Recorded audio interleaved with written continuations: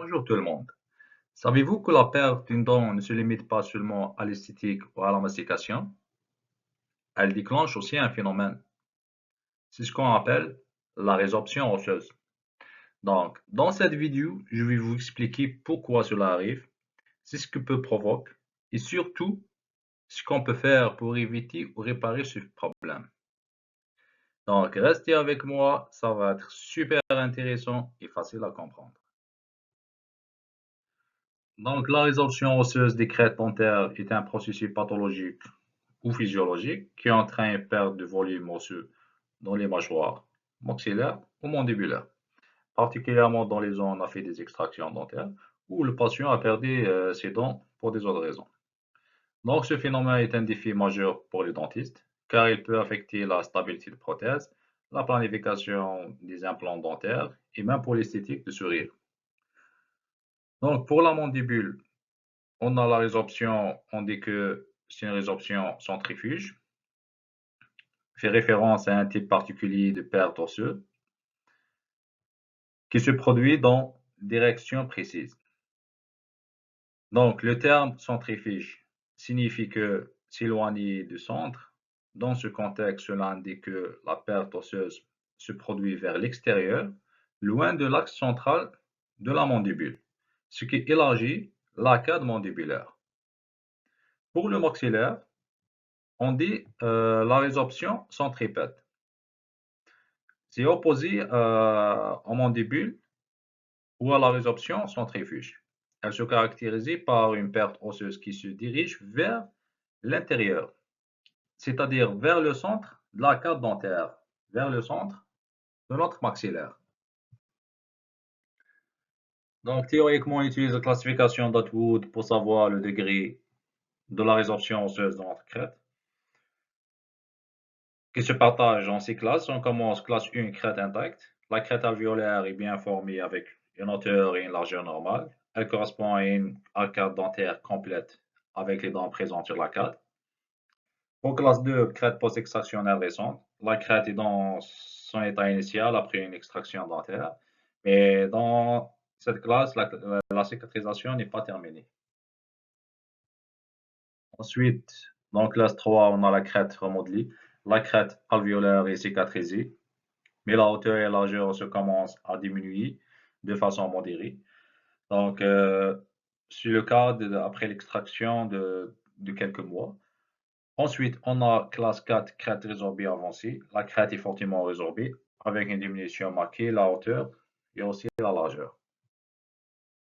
Ensuite, classe 5, c'est la crête en forme de lame de couteau. C'est le cas où souvent on est obligé de poser des implants avec des greffes osseuses. On a classe 6, crête plate, inexistante ou négative. On va citer aussi les causes de la résorption osseuse des crêtes dentaires. On commence par la perte dentaire. Après extraction dentaire, l'os alvéolaire qui entoure la racine perd sa stimulation mécanique, ce qui entraîne une atrophie progressive. Donc, cette résorption peut survenir rapidement dans les premiers mois suivant l'extraction. Aussi, l'absence de stimulation mécanique à cause des forces masticatoires stimule l'os alvéolaire et favorise son maintien.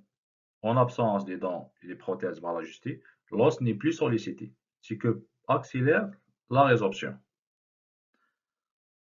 Avec l'âge aussi, la densité osseuse diminue naturellement, ce qui provoque la perte osseuse. Les maladies parodontales entraînent aussi une destruction progressive de l'os alvéolaire en raison de l'inflammation chronique ou de l'infection. On a aussi la prothèse mal ajustée. Une pression excessive ou mal répartie de la prothèse dentaire peut accélérer la résorption osseuse. On a aussi les fractures et les traumatismes au niveau des mâchoires peuvent altérer aussi la structure osseuse et entraîner une résorption.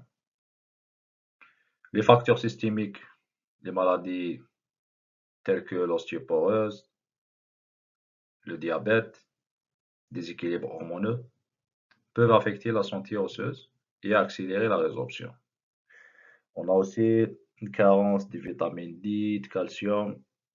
Ça aussi provoque la résorption osseuse.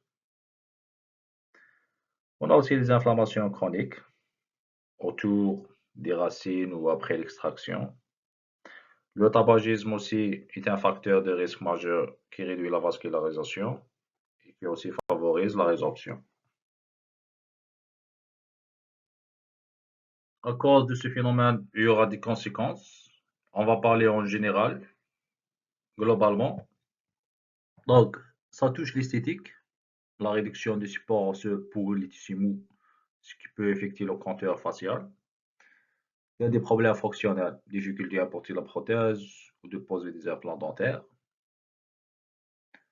Aussi, impact sur la santé globale, donc la diminution de la qualité de vie liée à la mastication ou communication. Mais on a toujours des préventions et des solutions pour empêcher, arrêter ou diminuer la résorption osseuse. Donc, tout d'abord, une bonne hygiène bucco-dentaire et traiter les maladies parodontales rapidement.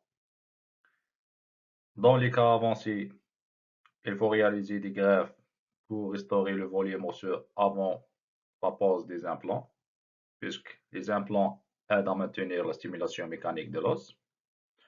Aussi, les prothèses bien ajustées garantissent un ajustement optimal pour éviter la pression excessive et la résorption osseuse. Aussi, suivi médical, donc surveillance régulière.